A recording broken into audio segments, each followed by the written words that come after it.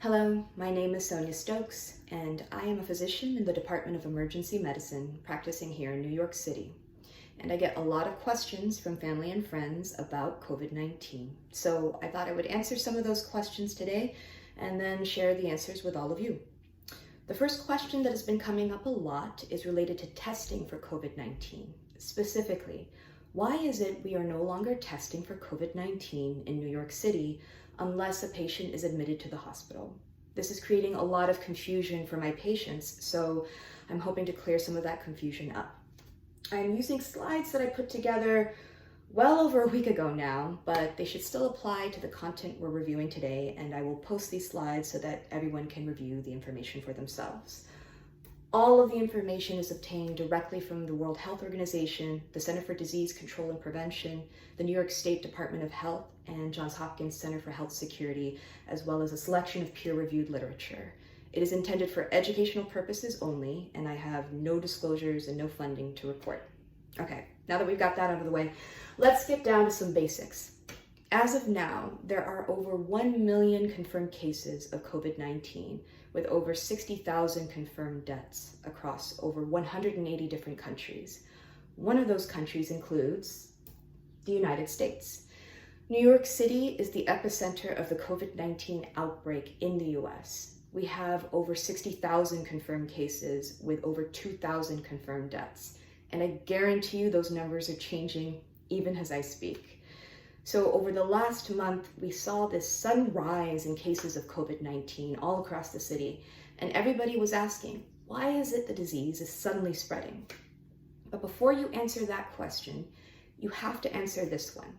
When is it we started testing for COVID-19 in the city?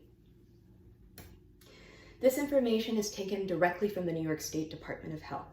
As of February 26th, we had tested a total of 6 people in a city with a population of over 8.5 million people.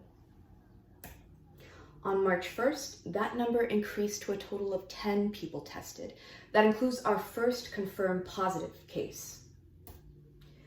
And then by March 7th, we were no longer reporting the total number of cases, only the positive cases. That's a problem. Why? Because if you do not know the total number of positive and negative cases, then you fundamentally do not know the true burden of disease. You do not know who is infected, and you don't know who is at risk of becoming infected. Essentially, you don't know what you're dealing with. So I'm going to use an example of work I previously did in the Democratic Republic of Congo, where up until recently, there was an outbreak of Ebola virus disease going on. So when I was first sent there in 2017, I was told there are 2 cases of Ebola at a hospital in Bukavu. And my response to that was, okay, that doesn't tell me much. Please tell me more. Because 2 cases out of, say, 200,000 people, well, I'm going to be a little bit worried still because it's Ebola, but I'm not going to be as worried as if someone said 2 cases out of 20. If I hear that, then I'm going to say, all right, we need more information.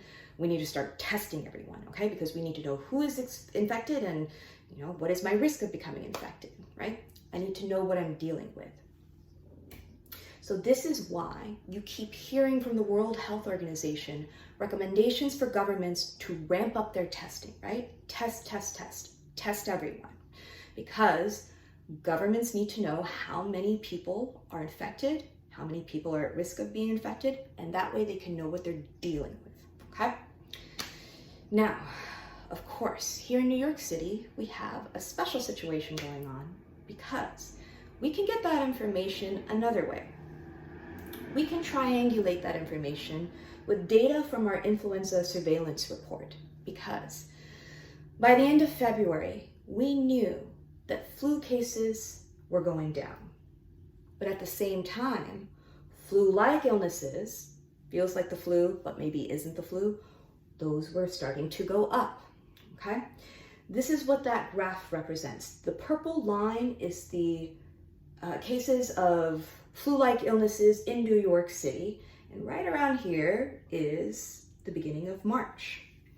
Guess what feels like the flu but isn't the flu? Exactly, COVID-19. And another area of this graph that I actually really like is this one over here. So right here is where you start seeing the slope starting to plateau, right? Right around the 3rd week of February. I suspect that that is actually where we were starting to get community transmission of COVID-19 in New York City. But in any case, this is where we're at right now. We are in widespread community transmission of COVID-19 in New York City. So what does that mean? That means that if you feel like you have the flu and you live in New York City, it is likely that you have COVID-19. And based on this data, we can treat you as such, right? So we don't necessarily need to test you. We can make that assumption. So that's one factor. And here's the other one. We do not have enough testing kits. We do not have enough lab capacity, and we do not have enough protective equipment. When you put all of those factors together, it is crucial that we are only testing patients in New York City for COVID-19 who truly need to be tested. So who are those people? The Department of Health makes that very clear. Those are people who are sick enough that they need to be admitted to the hospital, right? They require inpatient treatment. So I'm going to give an example. Let's say we have a patient coming in who's in their 70s, they have a history of heart failure, they have a history of a heart attack, and they're complaining of chest pain and shortness of breath, and their oxygen is low. Well, I need to test that person right away because I want to know, is this person positive for COVID-19? Could this actually just be their underlying heart disease? Having the test in that moment is crucial, right? I know that this is confusing for a lot of people, and I get a lot of patients who are still coming in, and the most common reason that people are coming in right now wanting to be tested is because they're not necessarily worried about themselves. They're worried about their families, their partner, their children, their parents or their grandparents. They're worried about the possibility that they could infect the people that they love, right? And I actually think that that is a beautiful response. It shows just how much people really do care for one another. And I want people to keep thinking of others because that is one of the ways we are going to get through this. But I will tell you this, a test is not going to make a difference right now. In New York City, the best way that you can protect the people you love is to make the assumption that you have it and do your best to keep your distance from them, okay? Because let's say, for example, you do get a test done and it's negative. Well, we do know that there are false negatives, meaning the test says that you're negative, but you actually really do have it. That can happen for a lot of different reasons. For example, sometimes the way the sample is taken, user error can result in a false negative.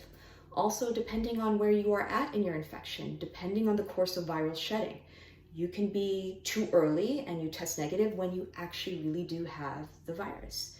So again, the safest way forward is just to assume that you have it.